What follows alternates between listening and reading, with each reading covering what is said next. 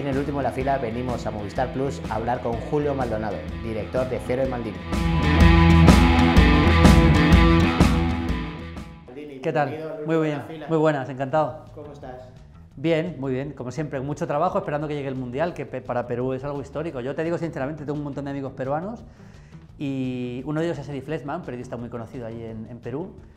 Y claro, yo ver a Perú estrellarse eliminatoria tras eliminatoria de mundiales sin poder ir al mundial me daba mucha rabia, porque yo recuerdo, yo era muy joven cuando el Mundial 82, ahora lo hablamos todos si quieres, y yo creo que el fútbol peruano siempre ha sido un fútbol muy técnico y me daba especialmente rabia que nunca fueran a la Copa del Mundo, así que me alegro mucho de esta resurrección, porque realmente hubo un momento en las eliminatorias que parecía imposible y el equipo empezó a mejorar, se dieron una serie de resultados y al final se ha metido en el mundial y yo me alegro mucho por Eddie y por el fútbol peruano, la verdad.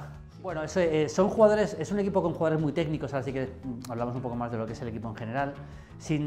Bueno, al final va a poder jugar Pablo Guerrero, tiene una gran estrella que es Pablo Guerrero, es un equipo que no tiene prácticamente ninguna experiencia a este nivel, bueno, de hecho no tiene ninguna experiencia a este nivel, y yo creo que se la va a jugar con Dinamarca, pero aunque me parece más técnico Perú, yo veo un escalón por encima del equipo danés, si quieres ahora lo hablamos un poco por encima. Yo creo que pueden ser segundos, detrás de Francia, pero si tuviera que apostar, sí. Ahora vas a parar la cámara ya directamente, pero si tuviera que apostar, apostaría por Dinamarca para ser segunda. Y ya me duele porque yo quiero mucho al fútbol peruano, pero creo que está un escalón por debajo de Dinamarca, pero solo un escalón pequeñito, no mucho más. Bueno, el gran jugador de Dinamarca con mucha diferencia es Eriksen, el jugador del Tottenham. De hecho, ha sido uno de los mejores futbolistas de toda la eliminatoria, de todos los grupos europeos. Sobre todo, Eriksen es un futbolista que ha tenido una serie de... Yo recuerdo la Eurocopa Sub-21 del 2011, que ya era una de las estrellas de aquella selección danesa, junto con Jorgensen también, con Zanka, con el central, por ejemplo, con Wass, el jugador del Celta. Y yo esa Eurocopa la cubrí en directo en Dinamarca en aquella época, y era una selección... era un jugador, Eriksen, que se le veía todavía demasiado irregular en el campo, pero ha crecido mucho. O sea, incluso los primeros años del Tottenham era un jugador muy irregular, como decís en Sudamérica, lagunero, ¿no?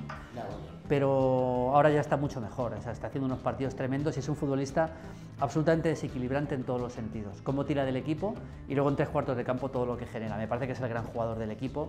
Veremos quién juega arriba, probablemente pueda jugar. Bender seguramente irá convocado también. Y bueno, tengo aquí una foto del equipo, pero desde luego la clave es Jorgensen. Tiene buenos jugadores, Quist, el mediocentro, el pivote, que es uno de los capitanes que jugó ya en la última Eurocopa a muy buen nivel, pero en cualquier caso me parece que es, el hombre clave es Eriksen, sin duda. Y luego, bueno, muy importante es Michael en la portería, Creo que es uno de los grandes porteros de Europa ahora mismo. O sea, a mí me parece un equipo, viendo la exhibición danesa, por ejemplo, en Irlanda, el último partido de clasificación, me parece un equipo muy, muy competitivo para este Mundial. Sí. Bueno, Francia es un equipo al que, teniendo en cuenta que es uno de los grandes equipos del Mundial, no sé si favorito, pero desde luego para estar para llegar muy lejos. Dicho esto, creo que es un equipo con carencias, y las carencias creo que están en el medio campo, porque más bien carencias técnicas. O sea, es un equipo que le cuesta a veces manejar los partidos porque tiene centrocampistas tipo Matuidi, tipo Pogba, no tanto Rabiot, pero veremos si es titular, que son futbolistas muy físicos, muy capaces de jugar muy de ida y vuelta. O sea, en partidos en los que el rival te ataca, con espacios hace mucho daño, fútbol muy dinámico, pero si tienes que dominar le cuesta un poco más a Francia, se ha visto en muchos partidos. Cuando tienes que llevar el peso del juego, a Francia le cuesta más encontrar los espacios, ¿no? Y allí Perú es letal. Y allí Perú es letal, sí. O sea, en ese sentido, el partido con Perú puede tener sus opciones, porque Perú, hombre, yo creo que es un equipo que Perú le va a atacar a Francia. Yo espero que Perú ataque a los rivales, porque es la forma de jugar el fútbol peruano. Y ahí Francia te puede hacer daño, pero a mí me parece eso. Es verdad que no está Benzema, que no va a ir. Tiene muy buenos jugadores. Por supuesto, Griezmann es uno de los hombres clave. Pogba me parece un jugador fantástico en su estilo de juego. Veremos qué pasa con Mbappé, titular por la derecha casi con toda seguridad. Veremos qué pasa con Dembélé, si finalmente juega en el Barça y va por la izquierda. En cualquier caso tienen a Coman, tienen jugadores rápidos por los costados, pero les faltan jugadores para organizar, para dominar de verdad los partidos, para gobernar de verdad los partidos, y esa carencia creo que Francia lo pagó en la Eurocopa y lo puede pagar en el Mundial. A ver, Australia es un equipo que no tiene seleccionador, pues ha ido Postecoglou, veremos qué pasa a partir de ahora. Es difícil analizarles ahora mismo porque sin un seleccionador vamos a ver cómo juegan. Es un equipo que en las eliminatorias del Mundial ha jugado un fútbol a veces incluso un poquito más defensivo de lo que yo esperaba, francamente, Australia, y que yo creo que le falta a nivel individual. A mí me parece que Perú es más equipo que Australia, yo creo que es superior Perú a Australia. Yo creo que Australia debe ser última de grupo en condiciones normales. Es un equipo que compite bien, en cualquier caso, pero creo que técnicamente está por debajo de Perú. Tienen a un jugador como Cahill, que es el gran emblema del fútbol australiano de los últimos años, que va a llegar a jugar su último gran torneo y que ha sido clave en las eliminatorias. De hecho, le marcó algún gol a Siria en el partido final de eliminatorias. Pero bueno, yo creo que en condiciones normales tiene que ser el cuarto del grupo y es el tercer partido de Perú. Con lo cual, vamos a ver si Perú llega con opciones, esperando que pase entre Francia y Dinamarca, ganándole a Australia, quizás se pueda meter seguro. Gareca es un técnico, a mí me entusiasma como entrenador. Es verdad que tiene la capacidad para dirigir, o sea, tiene la suerte de dirigir a jugadores muy técnicos. O sea, hablamos de Cueva, de Polo, Tapia, el pivot, es un jugador muy técnico, por supuesto arriba Flores también, hablemos de, bueno, Ruiz Díaz, buen jugador también, Guerrero. Es un equipo de buen pie, como decimos en España, de buen trato de balón. Pero Gareca creo que les ha mejorado en todo en eso. Es un técnico que le gusta que sus equipos tengan el balón. Es un equipo muy poco defensivo, un técnico muy poco defensivo, y juegan realmente bien. De hecho, aquí hemos transmitido en Movistar las últimas Copas de América y en todas Perú ha hecho un fútbol muy de su estilo histórico. Un fútbol de tener la pelota, un fútbol de control, de muy buen juego, y eso Gareca lo ha mejorado también, ¿no? Yo creo que en ese sentido Perú es muy reconocible con lo que es la esencia histórica del fútbol peruano. Farfán, a mí Farfán me gusta mucho. Hay un central, Alberto Rodríguez, que desde Sporting Cristal hace tanto tiempo, luego fue a Perú, fue a Portugal, al Sporting de Braga. Ahora se ha fichado por un equipo de Colombia. Y a mí siempre me ha gustado mucho. Un poco lento, pero me parece un central muy contundente y de bastante nivel.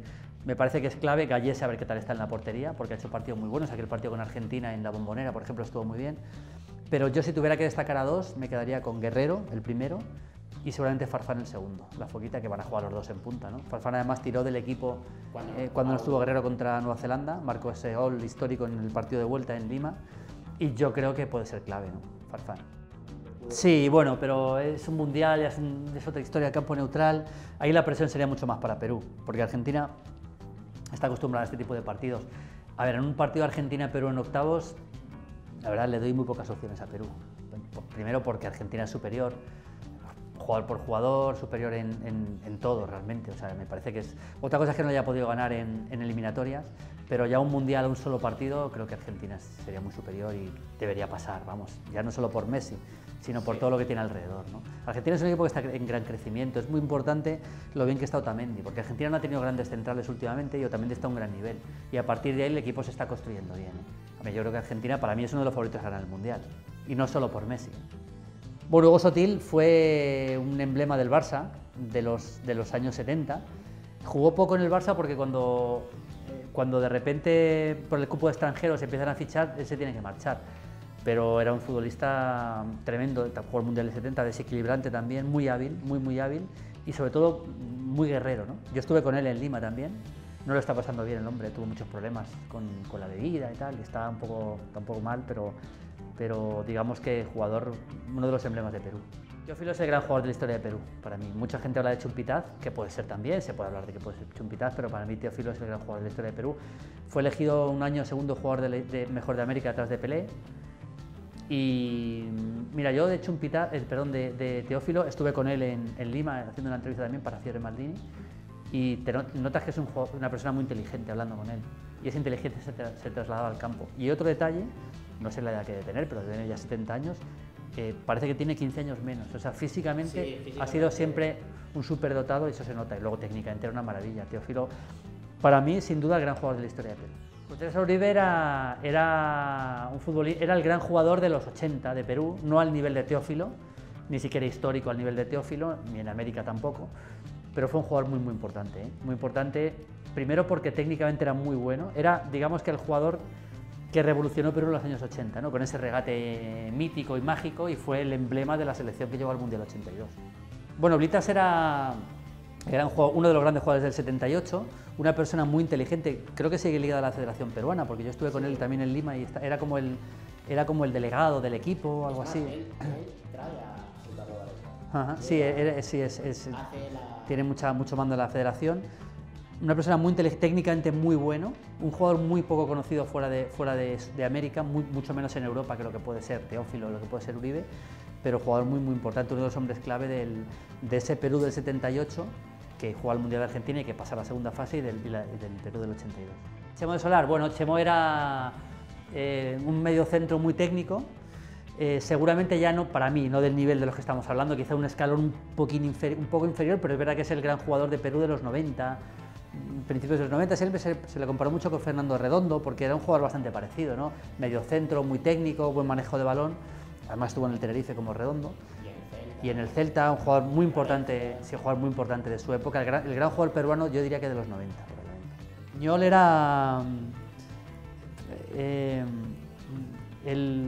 digamos, el embajador de Perú en el fútbol europeo en los años mitad de los 90, porque su capacidad para triunfar en la Premier parecía que era imposible para un jugador peruano y él lo hizo. El triunfo en la Premier de verdad, o sea, en el Newcastle y en el Aston Villa, sobre todo en el Newcastle, es un jugador adorado en el Newcastle. Tenía un golpeo de balón impresionante, de los mejores que yo he visto en mucho tiempo, el golpeo de balón. Podía jugar en varias posiciones, volante, interior, incluso cerca del medio centro. Y creo que fue una revolución en Perú también. No está al nivel, no estamos hablando del nivel de Uribe ni de Teófilo, pero un jugador muy importante por lo que significó en un fútbol como el inglés para un jugador peruano y para el fútbol peruano. Velocidad, porque era rápido, bastante técnica también, y también un jugador muy guerrero, muy guerrillero. También, seguramente uno de los grandes delanteros de la Perú reciente. Yo le pongo un escalón por debajo de Guerrero, claramente, pero sí cerquita de él. Pablo Guerrero, hemos hablado de él, ¿no? Yo creo que el gran delantero de Perú ahora mismo en la actualidad y con una trayectoria tremenda en la Bundesliga y a un altísimo nivel. Seguramente la referencia del fútbol peruano en la era reciente en todo el mundo, ¿no? Sin duda. Bueno, como jugador, Gareca era un delantero.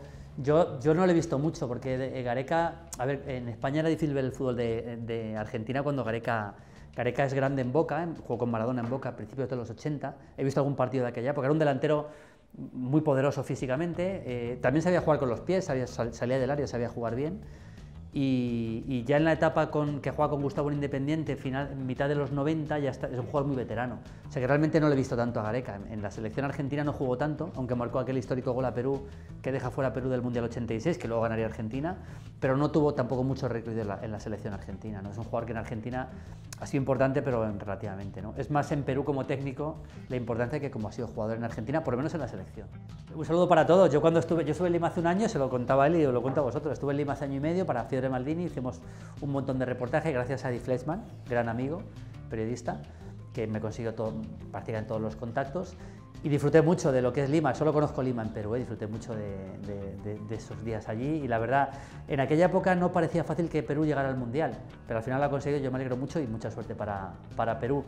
Yo de Perú tengo muchos recuerdos en futbolísticos, la gran selección del 82 y la gran selección del 70, que me pilló muy jovencito, pero la he visto en vídeo. Así que un abrazo para todos.